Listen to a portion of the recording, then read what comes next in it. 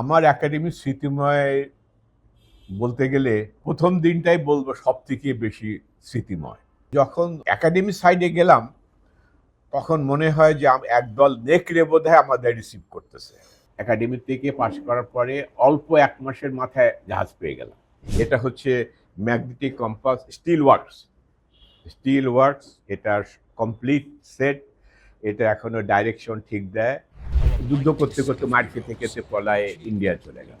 যে অবস্থা পরিবেশ সৃষ্টি হয়েছিল, তোমাকে ইন্ডিয়া যেতে হবে, না হয় তোমাকে রাজাকার ফেস করতে হবে, না হয় শান্তি বাহিনী ফেস করতে হবে, না হয় নকশাল ফেস।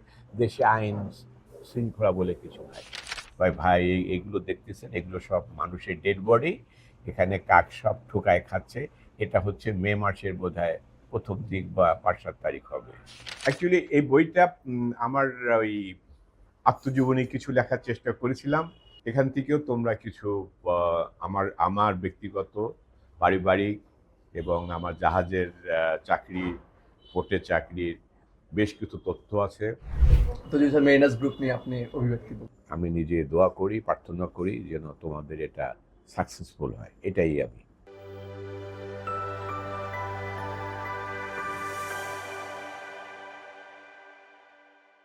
আমার জন্ম পাবনা শহরে সাধুপাড়ায়। আমরা আমার ফাদার ডাক্তার ছিলেন, উনি কলকাতায় লেখাপড়া করছেন, পরে পাবনা এসে ডিস্ট্রিক্ট হেলথ অফিসার হিসাবে চাকরি করে রিটায়ার করেন। আমরা ৬ ভাই ৩ বোন। আমাদের প্রত্যেকেরই জন্ম পাবনাতে হয়েছে। আমি স্কুল লাইফ আমার ঠিক নিয়মিত স্কুল হয় নাই। আমি প্রথমে পাবনা গোপালচন্দ্র ইনস্টিটিউশনে ক্লাস 3-তে ভর্তি হই। ভর্তি হওয়ার পরে তারপরে আমার ফাদার রিটায়ারমেন্টের পরে ঢাকায় ন্যাশনাল ডেভেলপমেন্ট ইনস্টিটিউশন বা ভিলেজের নামে একটা এনজিও, আমেরিকান সাপোর্টে সেই এনজিওটা চলতো। সেই এনজিওতে চাকরি করেন। সেখানে আমি ঢাকা এসে এই তেজগাঁ পলিটেকনিক আবার ক্লাস 5-এ ভর্তি হলাম। এখানে এসে আমার অনেক লোকের সঙ্গে মেলামেশা করার সুযোগ হলো। পাবনা থেকে বের হয়ে ওই ইনস্টিটিউশনে প্রিন্সিপাল সাহেব ছিলেন বোধহয় আব্বার কলিগ শমশের মবিন চৌধুরী সাহেব আছেন না, যে এখন যে আছেন, ওনার ফাদার ছিল হচ্ছে ওইটা ইনস্টিটিউশনের প্রিন্সিপাল। আমার ফাদার ছিলেন পাবলিক হেলথের ইনস্ট্রাকচার। মেজর ডালিমের নাম শুনছো? মেজর ডালিম, কামরুল, ওর ভাই স্বপন, ওরা আমার মেজর ডালিম আমার 2 বছরের বড়। স্বপন বা কামরুল হক সে আমরা কন্টেম্পোরারি। শমশের মবিন চৌধুরী আমরা কন্টেম্পোরারি। ঢাকা থেকে তখন আমার ফাদার ট্রান্সফার হয়ে আমলা সদরপুর কুষ্টিয়ায়। এটা কুষ্টিয়া শহর থেকে প্রায় 15-16 কিলোমিটার তোমার অনেকটা পশ্চিমে। এটা একটা হিন্দু বৌদ্ধিষ্ণ জমিদার বাড়ি ছিল। অনেক বাড়িঘর ছিল। সেগুলো সবগুলো বোধহয় তৈরি হয়েছিল 1900 সালের প্রথম দিকে। ওখানে অনেক কলকাতা থেকে অনেক টি গার্ডেনের মালিকেরা, ওখানে একটা টি হাউস ছিল। সেখানে ওই হিন্দু জমিদাররা এসে টি গার্ডেনে টি অপশন হতো এবং সরকার, পূর্ব পাকিস্তান সরকার বা পাকিস্তান সরকার ওটা অ্যাকোয়ার করে নেওয়ার পরে ওখানেও আর একটা ওই ভিলেজ এডের অর্গানাইজেশন করলো। ওখানে আমার ফাদার আবার পাবলিক হেলথে ইনস্ট্রাক্টর হলো। ঢাকার থেকে ওখানে ফিরে আসলো, আমাদের সাথে আসলো হচ্ছে শামসুল হক, মেজর ডালিমের ফাদার। হ্যাঁ, ওখানে আমরা 2-3 বছর ক্লাস 6-7 আমি পড়ছি। 6-7 পড়ার পরে তারপর আমার ফাদার রিটায়ারমেন্ট করে 63-তে আবার ফের নিজ বাড়িতে পাবনায় চলে গেল। তখন আমরা সবাই যার যার মতো ওই অনেকটা একে অপর থেকে বিচ্ছিন্ন হয়ে গেলাম। কিন্তু আমার ওই সময় ঢাকায় যে এইসব লোকজনের সঙ্গে আলাপ পরিচয় হয়, আমার দৃষ্টিভঙ্গি কিছুটা পরিবর্তন হয়েছিল। পাবনায় এক পরিবেশ। তারপর যাই হোক 64-এ পাবনাতে এসে আবার ক্লাস 8-এ ভর্তি হলাম। 9-এ ভর্তি হয়ে 1965-এ আমি পাবনা জিসিআই থেকে ম্যাট্রিক পাশ করি।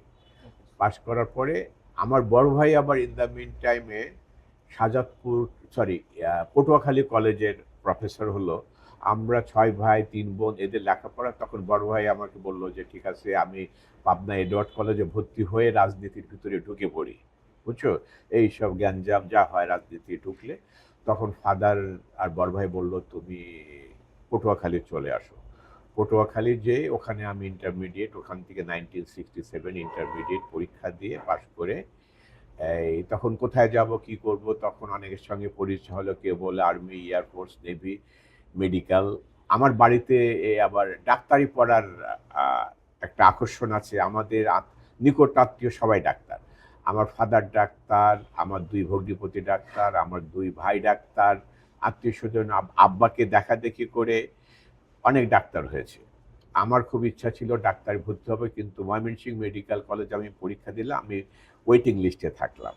এরকম করতে করতে আর্মি এয়ারফোর্সে লিখিত পরীক্ষা দিলাম, ঠিকমতো হয় নাই।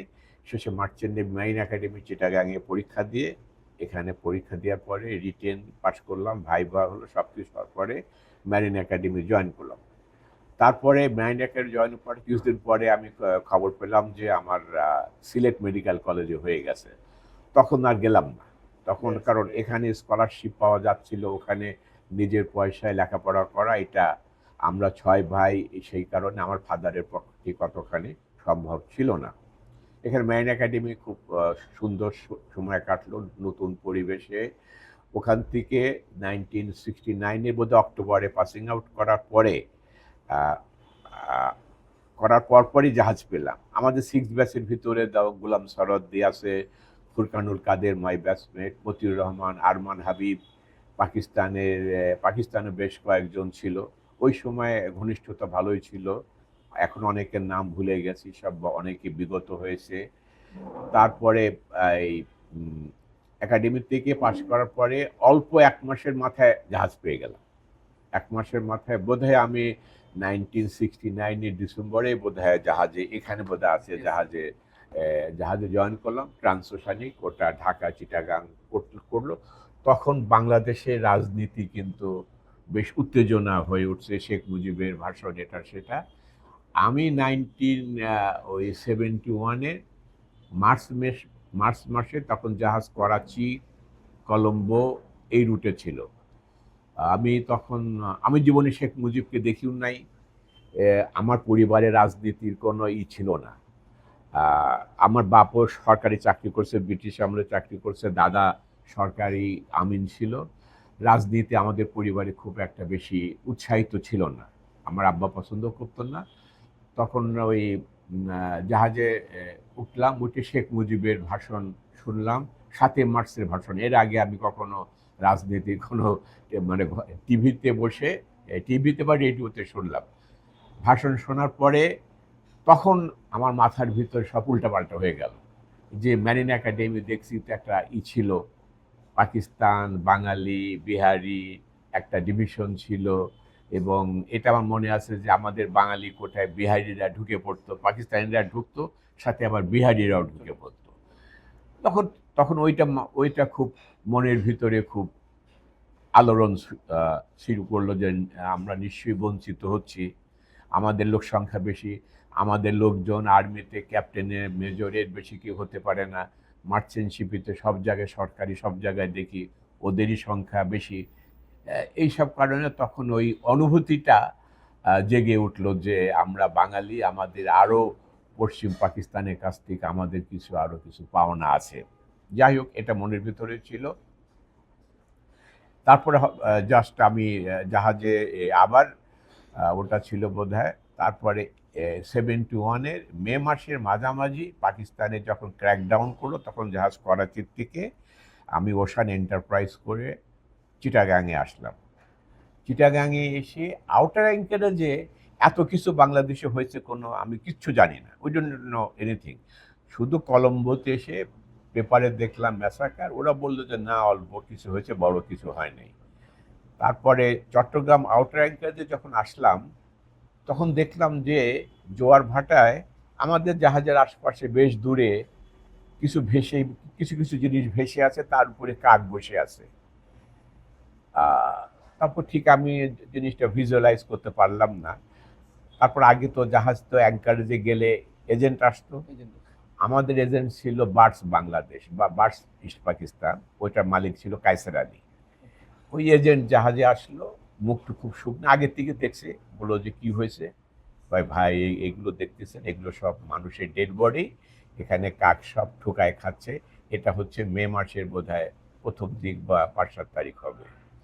তখন আমি খুব হয়ে গেলাম। ও যখন জাহাজে আমার থেকে আসে, করাচি যাওয়ার পরে আমাকে জাহাজ থেকে নামায় রাখছিল, পরে আবার জাহাজ চিটাগাং আসলো, আমাকে উঠাই দিল।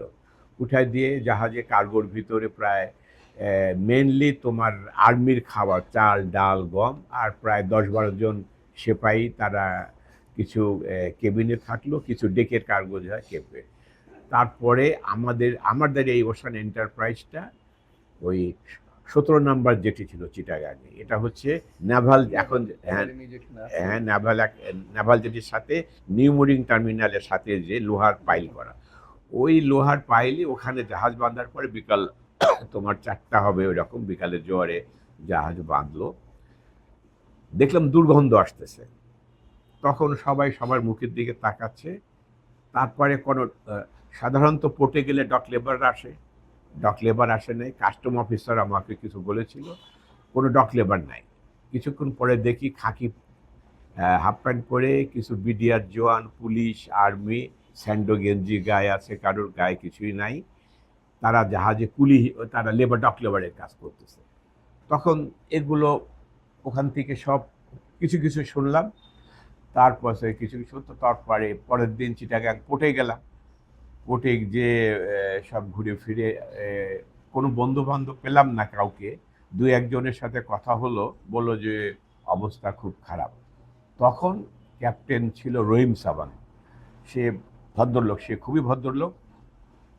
সে বলল যে Kamrul, something big happen in your country. Sir, আমি বললাম sir I don't know anything, what happen with my parents, father. বললো যে okay, don't worry, I give you some money, your money is there, I give you money, I buy ticket for you.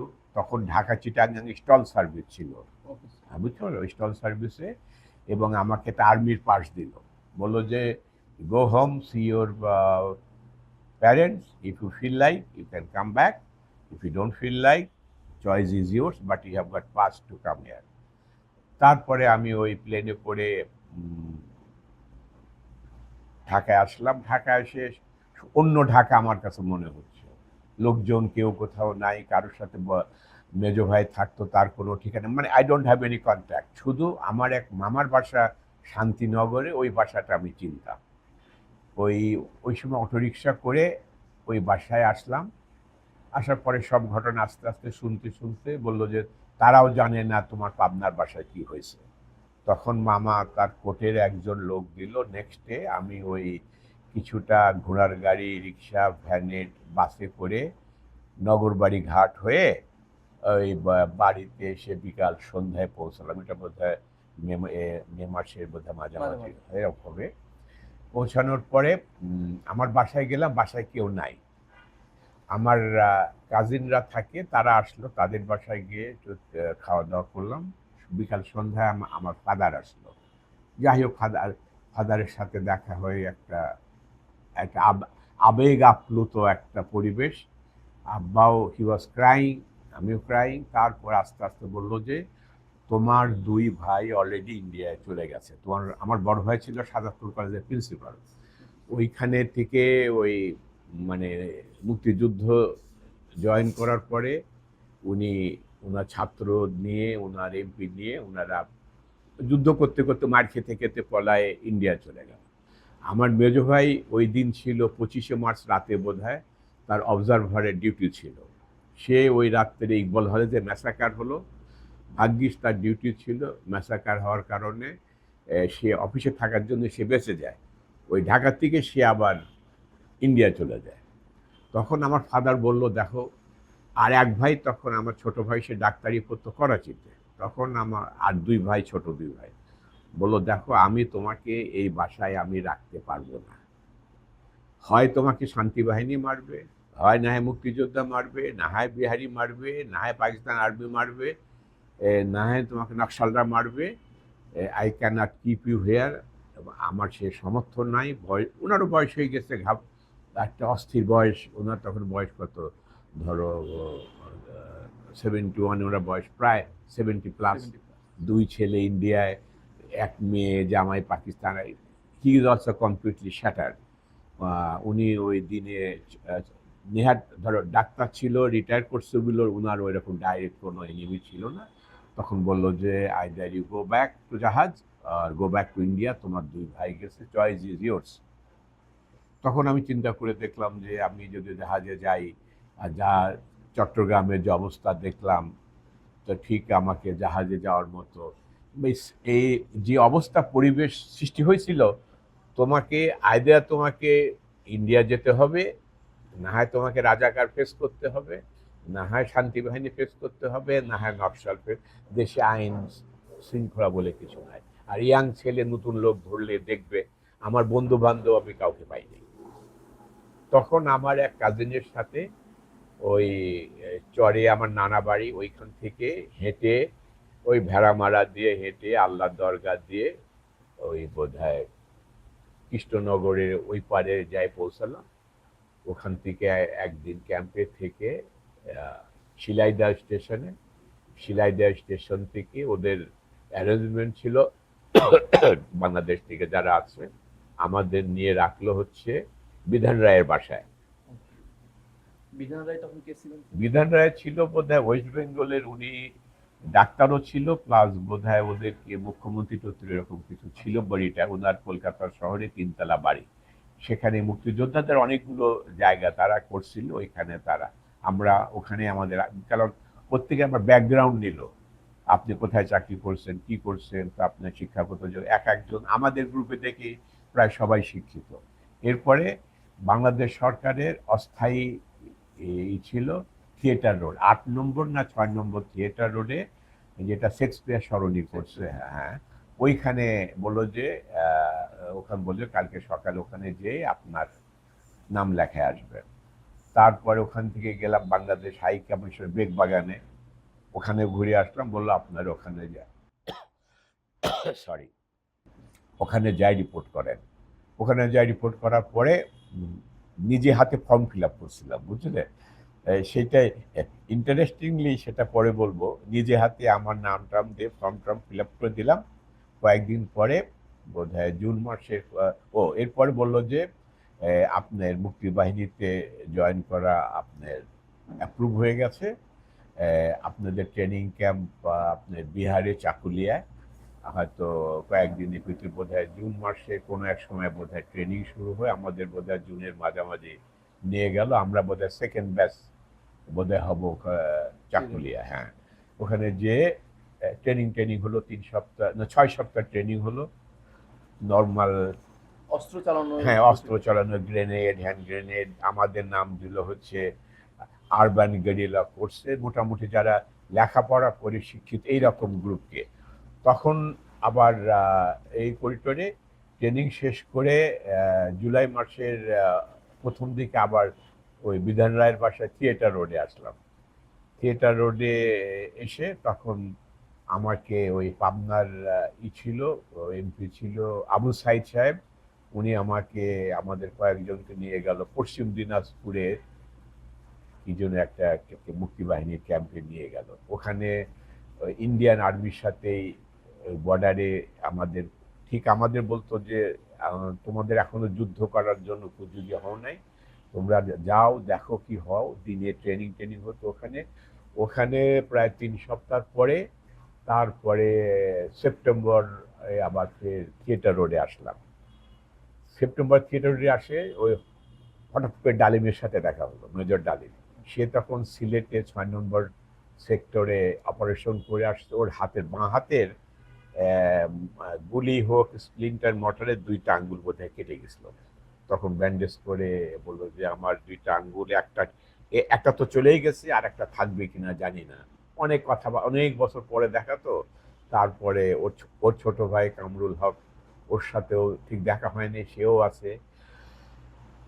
তারপরে ওইখান থেকে সে আবার চলে গেল। আমাকে তখন আবার রাজশাহীতে 7 নম্বর সেক্টরে মেজর গিয়াস আর ক্যাপ্টেন রশিদের আন্ডারে আমাকে ওইখানে মুক্তিযোদ্ধাদের একটা ক্যাম্প, কি যেন নাম ভুলে গেছি, ওই ক্যাম্পে অনেক দিন থাকলাম, অক্টোবর। ওখানে কয়েকটি স্কিলমিশ বর্ডারে ওদের সাথে রাত্রেবেলা নাইট অপারেশনে করেছি। তারপরে আমাদের নভেম্বরে বলল যে তোমরা আমাদের ইন্ডিয়ান আর্মিরা সবসময় বলছিল যে তোমাদের দেশ স্বাধীন করতে হলে পরে মুক্তিবাহিনী হয়তো আংশিক স্বাধীন করবে, কিন্তু তোমাদের দেশ স্বাধীন করতে হলে ইন্ডিয়া ডাইরেক্ট ল্যান্ড তোমরা, আমরা কিন্তু বর্ষাকাল পর্যন্ত ধরো খুব ভালো করছিল মুক্তিবাহিনী, 71-এর বর্ষাকাল পর্যন্ত উই আর ডুইং গুড। আবার ড্রাই সিজনে তখন আবার পাকিস্তান আর্মি আবার স্ট্রং হওয়া শুরু করলো। আমাদের নভেম্বরে পাঠাই দিল রূপপুরে, এখন রূপপুরে যে পারমাণবিক, হ্যাঁ হ্যাঁ, ওইখানে বিভিন্ন, ওখানে অলরেডি আগে থেকে মুক্তিবাহিনী সর্দিপাড়া প্রায় ধরো 400-500 বলে কয়েক হাজার মুক্তিযোদ্ধা ছিল, আমাদের ওখানে অ্যাটাচমেন্ট দিল। ওইখানে কিছুদিন থাকার পরে তারপরে তো মনে করো ওই রূপপুরে ঈশ্বরদী ব্রিজটা ভাঙলো, ওখানে বিহারীদের সাথে বা রাজাকারদের সাথে আমাদের স্ক্রিমিশ হতো, মানে রাত্রেবেলা গোলাগুলি, ওরাও আসতো আমাদের ক্যাম্পে, আমরা ওই ক্যাম্পে ওরা ঢুকতো না। আমরা কোয়াইট স্ট্রং ছিল, আমাদের সাথে বিডিআর ছিল, 2-1 আর্মি ছিল, উই আর ভেরি ফর্টিফাইড। খাওয়া দাওয়া আমাদের আসতো, ওই গ্রামের লোকজন দিত, দে আর ভেরি হেল্পফুল। এখন এখানে ধরো অনেক ধরনের মুক্তিযোদ্ধা ছিল, কারোর বাপ হারাইছে, কারোর মা হারাইছে। কলকাতায় যে আমার বড় 2 ভাইয়ের সাথে দেখা হলো। আমার বড় ভাই তাহাজ্জুদ হোসেন, উনি আবার ওই বাংলাদেশ সরকারের শিক্ষা মন্ত্রণালয়ের বোধহয় উপপরিচালক ছিলেন, এবং উনি 2-1টা টক শোতেও, কলকাতায় টক শোতেও অংশগ্রহণ করেছিলেন। আর আমার মেজো ভাই সাংবাদিক, সে সাংবাদিক, ওইখানে উনি সাংবাদিকতা করছে, কিন্তু তারপরে আর কোনো যোগাযোগ নাই, আমার সাথে আর যোগাযোগ নাই। আমি এই রূপপুরে এসে এখানে থেকে গেলাম। তারপরে দেশ স্বাধীন হলো, তারপরে আমরা ওখান থেকে আমরা গ্রুপে পাবনায় চলে আসলাম। আমার কিন্তু পাবনা মুক্তিযোদ্ধার সাথে কারোর কোনো সম্পর্ক নাই। যারা আমাদের সাধুপাড়ার, আমার পাবনার, তারা বিভিন্ন জায়গায় চলে গেছে, ইতস্থিত বিক্ষিপ্ত। 1 বা 2 জনের সঙ্গে পরিচয় হয়েছিল রূপপুরে, ওদের সাহায্যে পাবনা আসলাম। পাবনা এসে আমি ঠিক পলিটিক্যাল মাইন্ডেড না যে মুক্তিবাহিনীর অ্যাডভান্টেজ নেব, এটা করব। অনেকে কিন্তু লুটপাট শুরু করছে, মুক্তিযোদ্ধারাও they are not in the right track. অনেকের বাপ মা হারাইছে, সেই দুঃখ কষ্ট, অনেকের বাড়িঘর লুট হয়ে গেছে, তারা তার রিভেঞ্জ নেওয়া শুরু করলো। আমার ঠিক ওই রকম মেন্টালিটিও ছিল না। আমার ট্রেনিংটা অন্য ধরনের, লেখাপড়া করছি, একাডেমি থাকছি, জাহাজে চাকরি করছি। তখন আমি সঙ্গে সঙ্গে ওই পাবনা পৌরসভায় মেজর গিয়াস আর মেজর রশিদ আসছিল, আমি সারেন্ডার করে ঢাকায় আসলাম। ঢাকায় এসে দেখলাম আমি কোথাও ঠাঁই পাই না, বুঝছো, কোথাও ঠাঁই পাই না। তখন মেজর ডালিম, তারপরে নূর, মায়া, এরা কিন্তু সব এক গ্রুপে। হ্যাঁ, যে আওয়ামী লীগের মায়া, মেজর ডাল, তখন 71-এর সব একসাথেই আমরা গল্প করছি, নূর, হুদা। তখন আমাকে বলল যে তুমি আর্মি জয়েন করবা, আর্মি জয়েন করা, চলো আর্মি জয়েন করো। আমি বলতে কোনো অসুবিধা নেই, শর্ট কোর্সে ঢুকতে পারবা। সেটা তখন একটা, আমি কি করব না করবো এটা করতে করতে তারপরে দেখলাম কেন আমার যেন ভিতর ইনটিউশন বলল যে এই একটা গ্যাঞ্জাম চলতেছে। এখন যেমন দেশে একটা গ্যাঞ্জাম চলতেছে, ওই রকম গ্যাঞ্জাম, কেউ কাউকে মানতেছে না, এই সব অনেক কিছু হচ্ছে। তখন চিটাগাঙে আসলাম জাহাজ জয়েন করার জন্যে, জাহাজ জয়েন করার জন্য আসলাম চিটাগাঙে। তখন বললো যে আপনারা তো প্রাইভেট কোম্পানি, আমাদের চাকরি কিচ্ছু নাই। ক্যাপ্টেন কিউবি রহমান সাহেব বোধহয় চেয়ারম্যান ছিল, অনেকে ছিল, কিন্তু বললো যে চাকরি অনেক সময় লাগবে। তখন ফর্চুনেটলি সিঙ্গাপুর থেকে একটা ল্যান্ডিং ক্রাফট, ডলফিন বে নামে একটা ল্যান্ডিং ক্রাফট, 400 টন জিআরটি, ওই জাহাজটা সিঙ্গাপুরের বিদেশি ক্রুরা নেমে গেছে, তারা ওই জাহাজ সিঙ্গাপুরে ফেরত নিয়ে যাবে। তখন আমার সাথে পরিচয় ছিল 2-1 জনের, সবারই। ট্রান্সওশানিক ক্যাপ্টেন শফি চৌধুরী, উনি ট্রান্সওশানিক আমার জাহাজের চিফ অফিসার ছিল, আর ক্যাপ্টেন জহুরুল আলম, উনি পাবনায় বাড়ি, আমার জিসা স্কুলের সামনে, আমাদের আত্মীয় হয় আবার ঘনিষ্ঠ, আমার বড় ভাইয়ের বন্ধু। সে যাচ্ছে, তার সঙ্গে ফরচুনেটলি তার সাথে দেখা হয়ে গেল। কয়েক কামরুল আসো আসো জাহাজে ওঠো। Very good. বোধ হয় আমি সে জাহাজে, আমি, ক্যাপ্টেন শফি চৌধুরী, ক্যাপ্টেন জাফরুল আলম, ফুরকান, ফকির জিয়াউদ্দিন, গফফার, তারপরে ফার্স্ট ব্যাচে শামসুজ্জামান, এরা সবাই জাহাজে উঠলো। জাহাজে ফ্রিজ ছিল না, ওই দুইটা বোধহয় খাসি টাসি কিনলো, 10-20টা মুরগি টুরগি নিয়ে, ড্রাই প্রভিশন নিয়ে। এটা হচ্ছে ল্যান্ডিং ক্রাফট, তো দেখছো তো আমাদের বয় লিফটিং ভেসেল, সামনে দুইটা হর্ন মতো থাকে আর সামনে ফ্ল্যাট ল্যান্ডিং। হ্যাঁ, ঠাস ঠাস করে ভরা মনসুনে আমরা জয়েন করলাম বোধহয় এপ্রিল মেতে, জাহাজ সেল করলো বোধহয় অগাস্ট ওই সময়। এই যে কি যে দুর্যোগ, জাহাজে লাইট জেনারেটর বন্ধ হয়ে যায়, হেরিকেনে চলা, ঠাস ঠুস করে সব বে অফ বেঙ্গল ক্রস করছি, কোনো ভয়টাই নেই।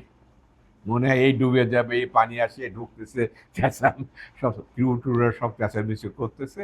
প্রবলি সেপ্টেম্বর সামটাইম আমরা ওই সিঙ্গাপুরে পৌঁছলাম। সিঙ্গাপুরে তখন ওই ওই ক্লিফোর্ড পিয়ারের ওই পাশে এখন যেখানে তোমার একটা হোটেল হয়েছে না, সুন্দর হোটেল, শিপ উপরে শিপ শেপের, ওই সব জায়গায় সব। দেখেছি স্যার। হ্যাঁ, ওইখানে আমাদের জাহাজটা নোঙর করে ফেললো।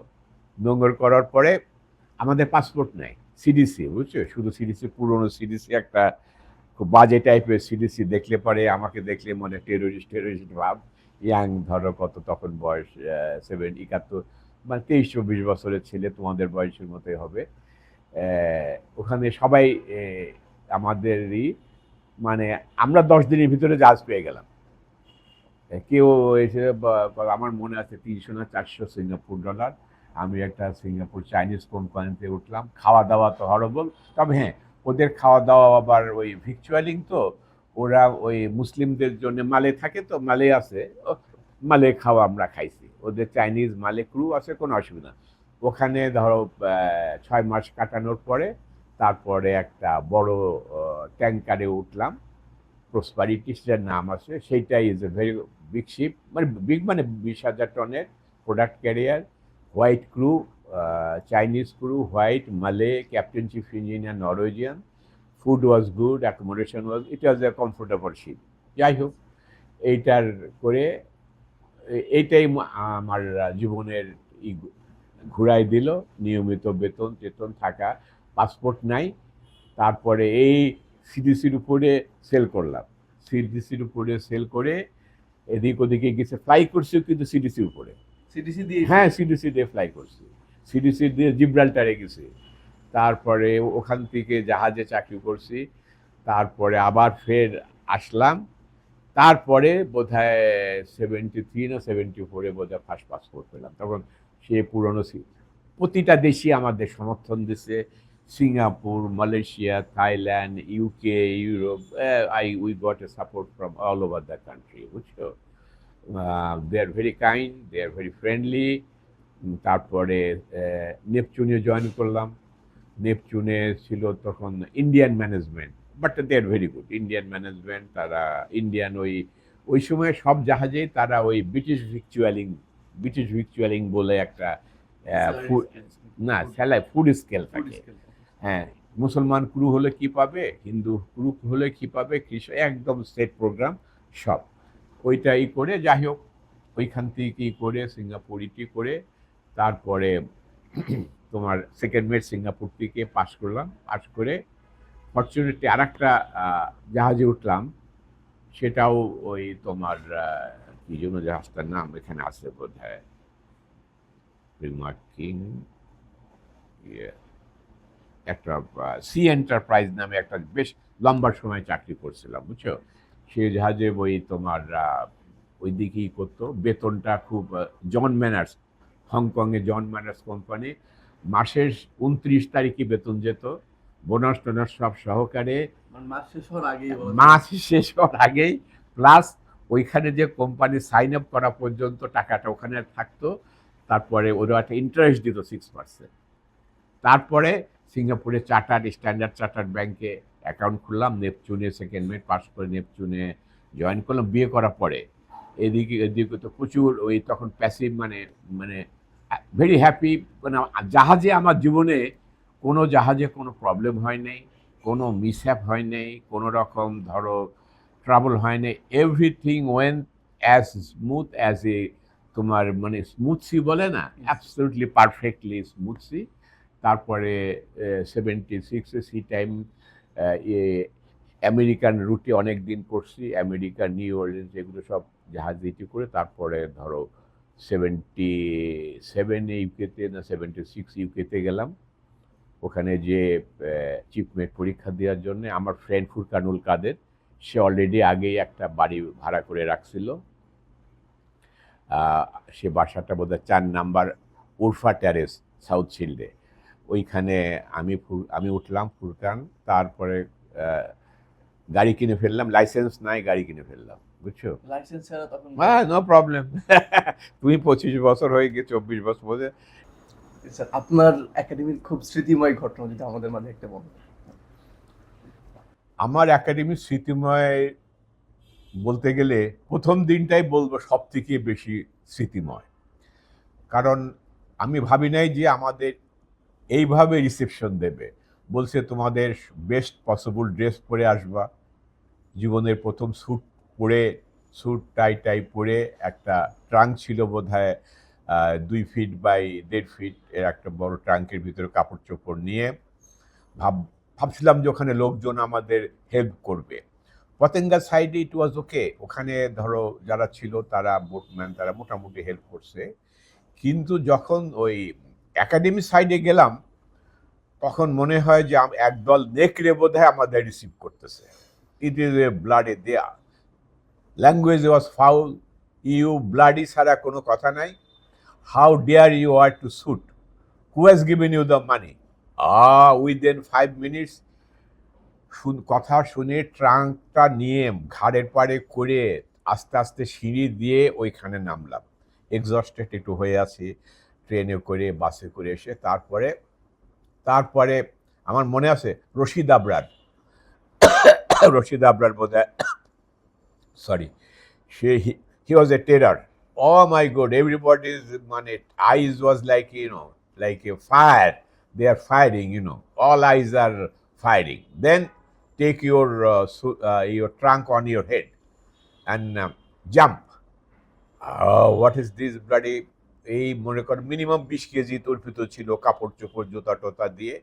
এই যে সম্পূর্ণটা আমরা সবাই যারা ঠিক ওই ব্যাচে গেছিল, 20-30 জন যাই হোক, যারা ওই ফ্রগ ওই রকম টানতে টানতে মাথার পাড়ে এরকম করে ঠিক ঘাড়ে পাড়ে ঘাটটার, এগুলো তো জীবনে কোনো অভ্যস্ত হয় নাই। তখন আমার মনে হলো যে মারামারি করে শুরু করে দিই, মনে হয় শালাক মারে একদম নাক টাক ফাটা ফেলে। কিন্তু সাইকোলজিক্যালি আমাদের এত উইক করে দিছে, এই 5 মিনিটের ধমকে মনে হয় আমাদের অস্তিত্ব zero, you are nowhere, from hero to zero. এরকম করে তারপরে সন্ধ্যা হয়ে গেল, স্যুট টুট ওখানে স্যুট নামানোর পরে তারপরে ওই যেখানে একটা আছে না, ফোয়ারা আছে, ওই সাইডে গ্রিন জায়গা এদিক ওদিকে, হ্যাঁ, এইসব ব্যাকইয়ার্ডে ওই স্যুট পরে ডিগবাজি যে কয়টা ডিগবাজি খাইলাম তার কোনো ঠিক নেই। কোনো ডিগবাজি খাইলাম, মানে ঘাসাঘাসি। তারপরে বাই দ্য টাইম মনে হয় আফটার 1 ঘন্টার পরে বোধহয় টিচার আসলো, ওনার নামটা ভুলে গেছি, ইয়াং পাকিস্তানে একজন ছিল, ইংলিশ জেনারেল নলেজ পড়াতো। সে এসে বললে, এসে আবার বেশ ভদ্র কথাবার্তা বলল। তারপরে লম্বা সব বক্তৃতা। তারপর ওই front roll, back roll, frog jump, ডিগবাজি, কোট টোটগুলো সব কষ্ট লাগলো। এই নতুন স্যুট পরে আসলাম, কি অবস্থা। তারপরে রুমে ঢোকার পরেও মানে কন্টিনিউয়াস বুলশিটিং, ঘুমাতে পারছি কি না পারছি, ভোরবেলা উঠে জুতা পালিশ করে কেটসকে দৌড়ানো, এটা 24 ঘন্টার ভিতরে আমার মনে হয় I have transform A semi slave, বুঝছো? মানে সেমি স্লেভ একটা মানুষ হয়ে গেছে, আমার কোনো অস্তিত্ব নাই। I am just here to have some food, if you give me some food I can do anything for you. This is my conclusion. Okay sir, yours like that. অসংখ্য ধন্যবাদ আপনাকে আপনার জীবনে এই সময়গুলো এবং আপনার মূল্যবান সময় আমাদের মাঝে দেওয়ার জন্য। আপনার কাছে আমাদের পরবর্তী কোশ্চেন আমাদের মেরিনার্স গ্রুপ নিয়ে, যে মেরিন কমিটির মধ্যে সুদ মুক্তির প্রতিষ্ঠান যেটা ট্রাই করছে অন্তত আমাদের কমিটির হিরোদেরকে খুঁজে নেওয়ার জন্য। আজকে যেমন আমরা আসছি আপনার কাছে স্যার, ঠিক তদ্রুপ আমরাও যেতে চাই আমাদের কমিউনিটির সেই সব সিনিয়রের কাছে যারা বিহাইন্ড দ্য সিন চলে গেছেন। এ কারণে আমাদের programme in search of forgotten mariners. তো যদি স্যার মেরিনার্স গ্রুপ নিয়ে আপনি অভিব্যক্তি বলুন। তোমরা শুরু করছো, I must encourage it, wish you success in your life and something নতুন জন্য এটা সাকসেসফুল হয়, সেটা তো আমি তোমাদের জন্য প্রার্থনা করবই। এবং তোমরাও, আমার মনে হয় তোমরাও সব কিছুই সব অ্যাঙ্গেল থেকেই তোমাকে দেখতে হবে, বুঝছো এটা। আর এবং বিজনেসের সাকসেস হচ্ছে তোমার diversification and always something new. যাই হোক, ধরো আমি নিজে দোয়া করি, প্রার্থনা করি যেন তোমাদের এটা সাকসেসফুল হয়, এটাই আমি। That's, thank you so much sir জন্য। এবং আমরা আপনার সুস্বাস্থ্য কামনা করি, আল্লাহ আপনাকে সুস্থ রাখুন। এবং আমাদের যে আইডলগুলো, আমরা যাদের প্রকৃত হিরো, যারা আসলে মেরিনার যে রয়্যাল টাইমটা ছিল মেরিনারদের মধ্যে, বর্তমানে আমরা অনেক ক্রাইসিসের মধ্যে আছি, কিন্তু আমাদের পূর্ব সময়টা এত সুন্দর ছিল যেটা আমরা এখন শুনলে মনে হয় যে যদি ওই সময় জন্মগ্রহণ না রিয়েলি মার্চেন্ট নেভি আগে সবাই আমরা দেখছি, ধরো আমাদের সিনিয়ররা যারা ছিল, এখন এখন কিন্তু আগে এখনো একটা ব্রাদারলি বা ফ্র্যাটার্নিটি একটা ছিল, সবাই সবার জন্য করতো। এখন সেটা বোধহয় অনেক কমে গেছে। কারণ ধরো ওই সময় প্রত্যেকের লাইফটাই চাকরি বাকরির ব্যাপারে অনেক ইজি ছিল, এত কারচুপিও ছিল না। কিন্তু এখন ধরো কমিশন, এটা সেটা হয়েছে, কমিশনের পরে কমিশন, অনেক কিছুই হয়ে গেছে। এখন এর ভিতরে তোমাদের ঘাড়ে পাড়ে বন্দুক রেখে আরো 20 জন লোক খাচ্ছে।